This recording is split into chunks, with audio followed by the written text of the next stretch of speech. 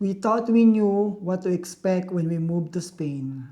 But these are the top 7 culture shocks we experienced as Filipinos living in Spain. Hello, good afternoon. Hola! Disclaimer, this is currently our top 7 culture shock, but in the long run, pwede pa kami makadiscover ng mga bago pang culture shock. Less than 2 months pa lang naman kami dito sa Spain, specifically in Oviedo. So first, meal times. So dito po sa Spain, iba po yung meal time dito. Syempre kasi iba yung time zone, iba yung time ng paglubog at pagsikat ng araw. Kaya affected din kung ano yung breakfast, lunch, and dinner. Ang breakfast dito is usually 10 a.m. Lunch is around 2 to 3 p.m. and ang dinner is around 9 to 10 p.m. So usually yung mga tao gising pa sila even at 12 midnight. Kasi kung mapapansin nyo, even sa mga ibang videos namin na napanood nyo na, 7 p.m. here is maliwanag pa. Yeah. Basically, may araw pa ng ganong oras. Ganun yung time zone kasi dito, kaya iba rin yung oras ng pagkain. At first, hindi kami sanay. Alas 7, alas 8, yun yung breakfast namin. Siguro mga ilang weeks tayong ganun, no? Ilang weeks tayong gano'n na maaga kaming kumakain ng breakfast. That's why yung neighbor namin nagulat sila na nalaman nila na nakapag-breakfast na kami ng 8 a.m. Kasi sila, ang sabi nila, kasi kami 10 a.m. pa kami nagbe-breakfast. Mukhang kailangan na talaga nating mag-adjust. And that will affect din kasi lahat ng daily life here. Kung iba kasi yung time ng breakfast and lunch and dinner. So of course, affected na lahat ng, even sa mga, I think sa mga trabaho. Like yung may nagagawa dito sa bahay namin. Nagre-repair. Akala namin magbe-break na sila ng 12 kasi na-expect namin lunch Lunch na. time na. Pero hindi. Tapos sila mga around 2. Akala namin kailangan nilang mag-break at mag-lunch. Yung pala, ang lunch nga nila is around 2 to 3 p.m. pa. So that's one thing na kinailangan namin mag-adjust. Okay, number 2 culture shocks we experience is they walk everywhere. Well, obviously, given the fact na maraming parks dito, ang daming green spaces, nakakatuwa kasi maraming naglalakad, ang daming nagwo-walk ng dogs. Nakakatuwa kasi maraming pet lovers dito sa Spain. Nakakamiss tuloy si Borges at Scabby. Well, so maraming naglalakad dito despite na napaka-efficient ng mass transportation nila. Maganda rin kasi yung mga pedestrian walkways nila. Talagang well-planned, no? Hindi siya afterthought. Malalawak yung pedestrian walkways.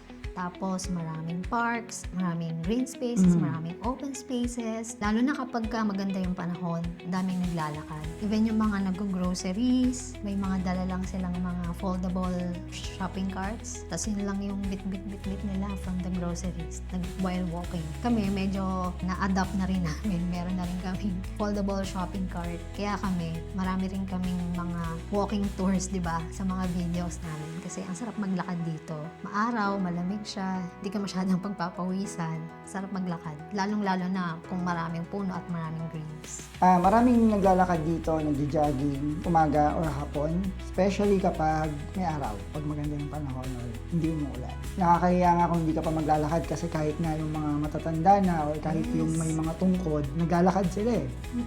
Ginawa talaga yung lugar dito na maging walkable para sa lahat. Kahit na hindi ka magsakay, kahit na wala kang kotse, makakapunta ka from point A to point B. Number 3, yung mga pintuan dito, iba yung design nila. Sobrang unique. Door lock mechanics, meron silang doorknob, pero basically hindi sila doorknob.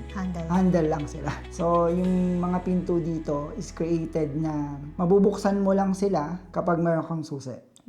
What I mean is, not like in the Philippines, na may doorknob sila, di ba? Yung doorknob, pag inikot mo yung doorknob, mabubuksan mo na yung pinto. Pag hindi nakalock. Dito, kahit hindi nakalock, hindi mo mabubuksan yung pinto. Kailangan mo talaga ng susi. From outside, From inside, oo, pwede kang lumabas nang wala yung susi. Pero from outside, pag nakalimutan mo yung susi mo, hindi ka na makakapasok. Kahit hindi nakalock yung pinto. Ganun yung design ng mga doors dito. So, yung mga handle na usually nasa gitna ng pinto yun. And then, ang makikita mo lang sa door talaga is yung keyhole. Yun na yun. In a way, medyo secure siya kasi wala kang susi, hindi ka makakapasok. In the time na maiwan mo yung susi mo sa loob ng bahay mo, hindi ka talaga makakapasok. Ano kaya yun, no? And also, pag magla-lock ka from the inside, no? Unlike sa Philippines, yung doorknob, meron siyang pinipindot or yung iniikot lang na gano'n. Tapos may double deadlock pa, no? Like, iikot lang din. Dito, you have to use the key. Yung susi pa din. Yung susi pa din. Ah. So, for you to lock the door from the inside, always the key. So, kailangan mo talaga lagi yung susi. Number 4, there's no bidet.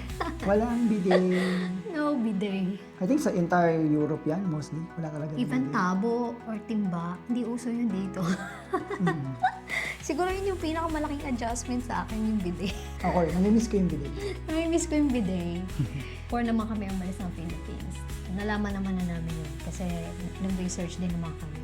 And sabi namin, maghahanap kami dito ng portable bidet. Pero turn out, wala pa kami mahanap.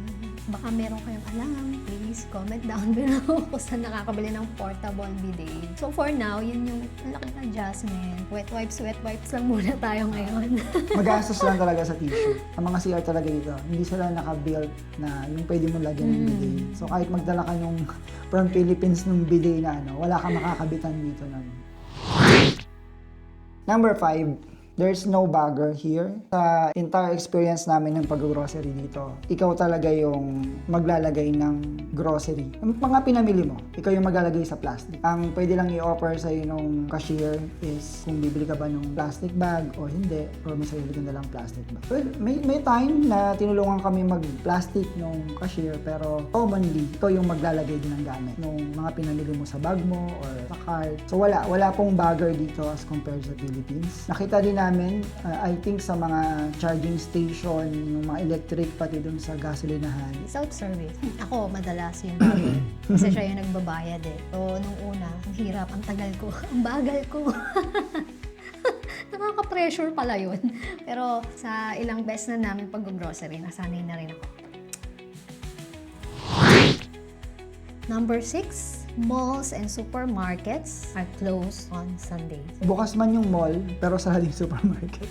Yeah. Well, sa Philippines, di ba, mas priority nila na open kapag weekends. Pero dito, no. Dati nga, akala namin, pati Sabado, sarado yung supermarket. So, nandun kami sa adjustment namin na kailangan, lahat ng mga kailangan namin, meron na kami. At wala kaming kailangang bilhin pag Sunday sa grocery. Yung experience namin dito sa may Los Prados Mall, Sunday, bukas yung mall, nakakapasok sa loob eh. May kuryente, may ilaw naman siya, pero sarado yung supermarket. And halos lahat ng stalls, ang open lang is ang mga fast food, yung McDo at saka yung KFC. That's on a Sunday. Nakakatuwa kasi, di ba, sarado yung buong mall, even yung mga karamihan ng mga shops, pero dahil meron silang fast food sa loob ng establishment nila, open pa rin sila.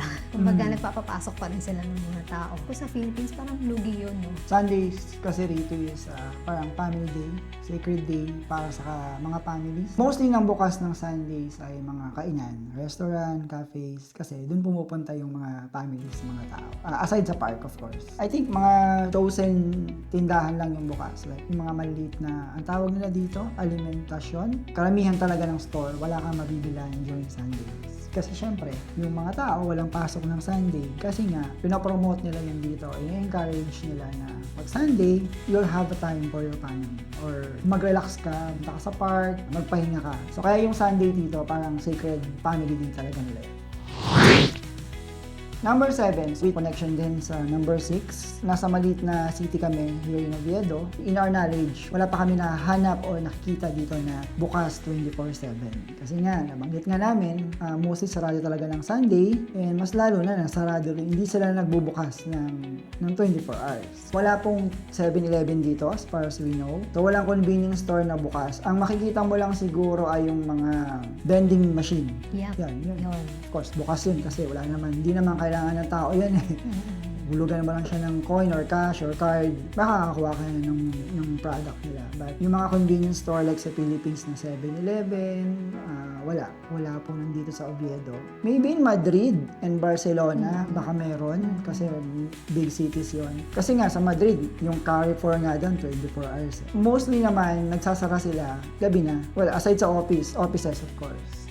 Yung ibang restaurant, gabi na rin talaga sila nagsasara. Kasi nga, late yung dinner dito, di ba? Kapag kailangan mong bumili ng gabing-gabi sa tindahan or any convenience store, vending machine lang yung maaasahan mo. Wala kang makikitang convenience store. Kasi nasanay kami sa Pilipinas na anytime pwede kaming bumili. Kaya dito, lagi kaming may supplies.